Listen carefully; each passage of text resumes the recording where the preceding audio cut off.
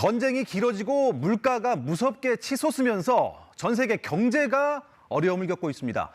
그런데 고유가 덕에 중동 산유국들은 오히려 수혜를 보고 있는 것으로 나타났는데요.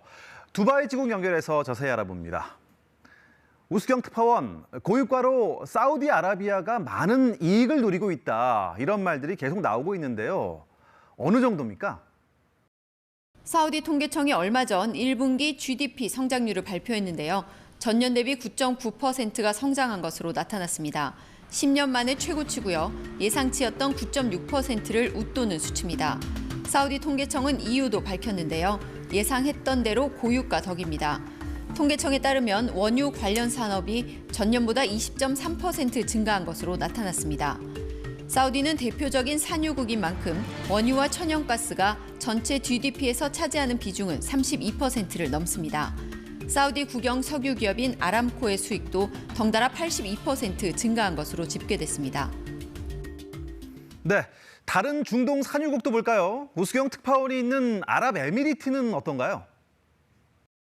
네, 아랍에미리트도 같은 흐름입니다. 다만 아랍에미리트는 다른 산유국과는 다르게 국제 유가와 그대로 연동하고 있기 때문에 국민들은 고유가를 그대로 체감하고 있습니다. 기름값이 오른다는 발표가 나면 전날 주유소에 줄을 길게 서고요. 올해만 벌써 여러 차례 기름값을 올려 1월과 비교하면 56%가 올랐습니다. Or become little going up. Definitely, the cost of your transportation and your living, it's you can say it's little bit, it's moving your, it takes your pocket little bit moving. 하지만 고유가로 국가는 돈잔치를 벌일 것으로 예상되는데요. 올해 원유 수출 수익이 7천억 디르함에 이를 것으로 전망되고 있습니다. 한화로 계산해보면 약 242조 8,500억 원입니다. 지난해 166조 5천억 원이었던 것과 비교하면 1.5배 가까이 증가하는 겁니다.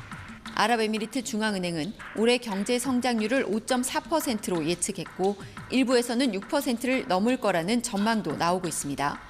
주요 천연가스 수출국인 카타르도 올해 경제 성장률이 지난해보다 높은 3.5%로 예상되고 있고요. 비공식적으로 원유를 팔고 있는 이란도 수익이 많이 증가한 것으로 알려지고 있습니다. 두바이는 요즘 러시아 자금까지 몰린다. 이런 분석이 있던데요. 어떤 상황인가요? 네, 현지에서는 두바이 부동산 시장을 러시아 자금이 흔들고 있다. 이런 말까지 나오고 있을 정도인데요. 갈 곳 없는 러시아 자금이 몰리고 있는 겁니다. 두바이는 대표적인 국제도시인데다 경제 도시입니다. 그만큼 다른 도시에 비해 상대적으로 투자가 자유롭습니다. 또 아랍에미리트가 러시아 제재에 동참하지 않고 있다는 점도 이유로 분석되고 있습니다. 현지 부동산 업체의 집계에 따르면 올해 1분기 러시아인의 두바이 부동산 매입은 지난해보다 67%나 증가한 것으로 나타났습니다. 러시아에서 철수한 많은 다국적 기업들도 두바이로 직원들을 옮기고 있습니다. 자, 가장 궁금한 건 유가가 어떻게 될 건지 하는 전망인데요.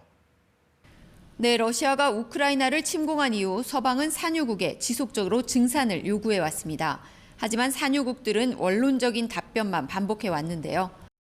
Well, the objective is not to raise the prices or to bring prices.